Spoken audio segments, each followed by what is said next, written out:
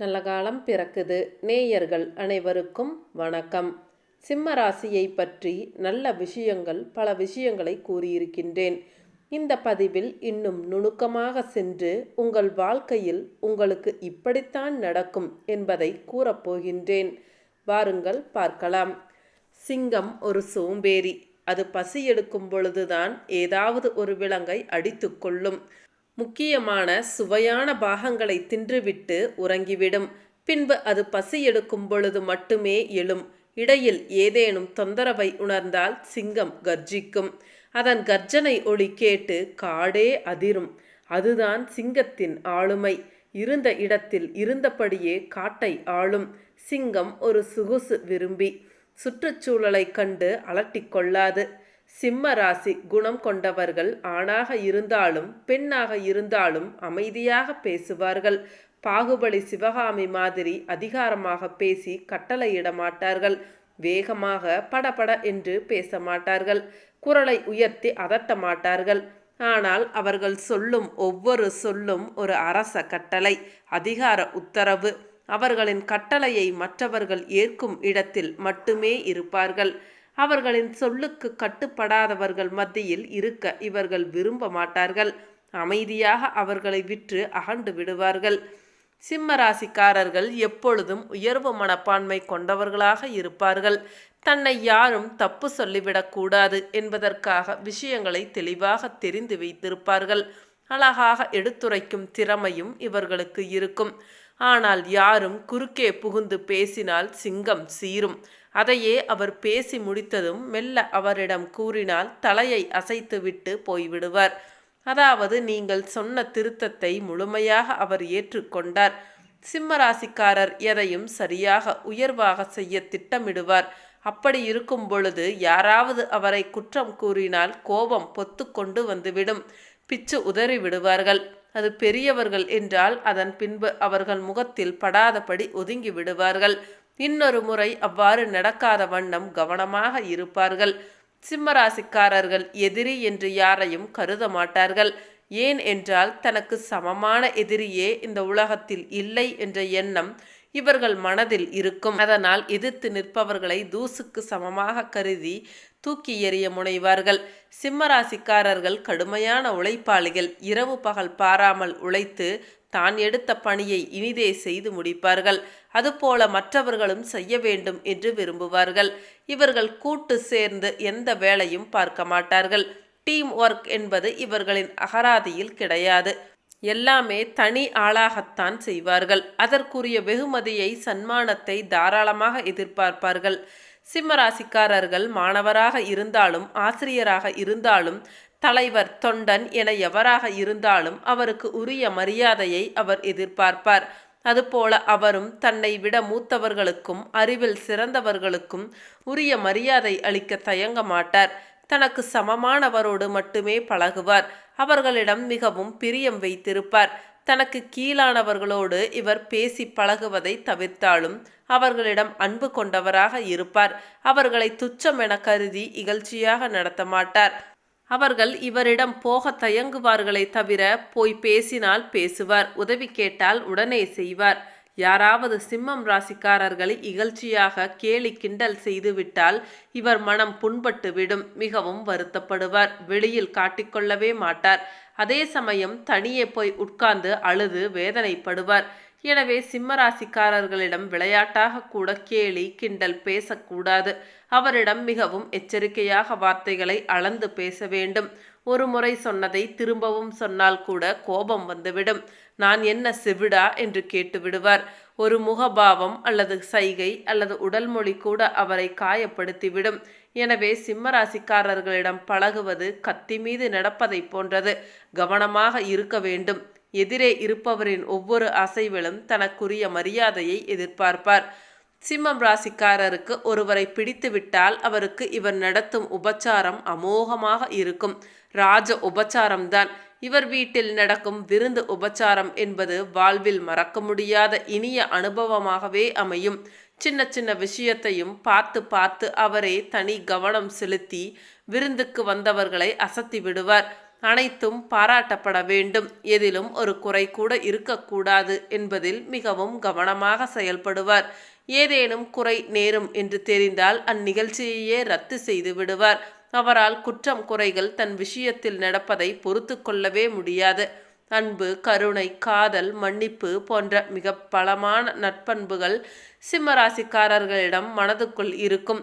ஆனால் இவற்றை தகுதியானவரிடம் மட்டுமே காட்ட வேண்டும் என்று அவர்களுக்காக வாழ்நாள் முழுவதும் காத்து கொண்டு இருப்பார்கள். இவர்களிடம் மற்றவர்கள் நெருங்கவே தயங்குவதால் பலர் இந்த பண்புகளை காட்டக்கூடிய தகுதியான நபர்களை சந்திக்காமலேயே இருப்பார்கள்.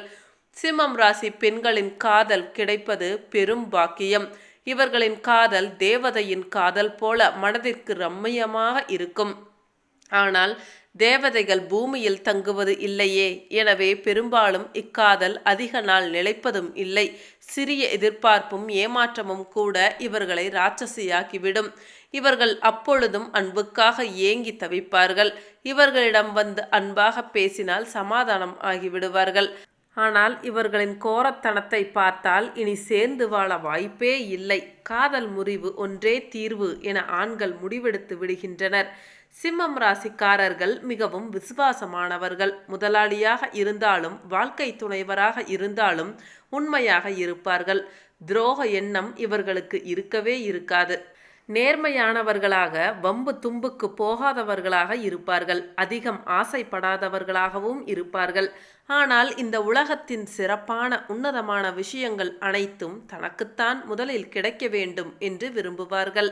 சிம்மம் ராசிக்காரர்கள் யாராவது தனக்கு துரோகம் செய்வதாக தெரிந்தாலோ, தன்னை பற்றி மற்றவர்களிடம் அவதூறு பேசுவதாக தெரிந்தாலோ அவர்களிடம் அது குறித்து கோபமாக பேசிவிட்டு தன் உறவை முறித்து கொள்வார்கள். அதன் பிறகு அவருடைய அன்பு வட்டத்துக்குள் சம்பந்தப்பட்டவர்கள் போகவே முடியாது. துரோகம் செய்தவர் மீது வன்மம் வைக்க மாட்டார், ஆனாலும் கிட்ட நெருங்கவே விடமாட்டார். அதனால் சிம்மம் ராசிக்காரர்களிடம் பழகும் பொழுது அவர்களிடம் நேர்மையாக இருக்க வேண்டும். அவரை பற்றி நாம் தவறாக பேசினாலும், தவறாக பேசியவர் கூட நாம் நட்பு கொண்டிருந்தாலும் அவர் மொத்தமாக விலக்கி வைத்து விடுவார். எனவே சிம்மம் ராசிக்காரர்களின் நட்புக்கு உரியவராக மிகவும் கடினம். எனவே இவர்களுக்கு நண்பர்களே இருக்க மாட்டார்கள். அவரிடம் பேசினாலும், இவர்களை பற்றி அடுத்தவரிடம் பேசினாலும் கவனமாக இருக்க வேண்டும். யாகாவார் ஆயினும் நாக்காக்க என்று திருவள்ளுவர் சொல்லியது சிம்மம் ராசிக்காரரின் நண்பர் மற்றும் உறவினர்களுக்காகவே என்று அடித்து கூறலாம். இவர்கள் ஒரு விஷயத்தை முடிவு எடுத்துவிட்டால் அதை நடத்தி காட்ட வேண்டும் என்று செயல்படுவார்கள். அதாவது எந்த விஷயத்திலும் முன்வைத்த காலை பின் வைக்க கூடாது என்று நினைப்பார்கள். இந்த ராசிக்காரர்கள் சிந்தனை, செயல், சொல் போன்ற எல்லா விஷயங்களிலும் வேகமாகவே இருப்பார்கள். இவர்களுக்கு யாரும் ஏதும் குறைகள் சொன்னாலும், துரோகம் செய்தாலும் இவர்களுக்கு பிடிக்காது. இவர்கள் எதிரிகளை கூட மன்னிப்பார்கள், ஆனால் துரோகிகளை மன்னிக்கவே மாட்டார்கள். உணவு பழக்க வழக்கங்களை பொறுத்தவரை உணவு சூடாகவும் சுவையாகவும் இருக்க வேண்டும் என்று விரும்புவார்கள்.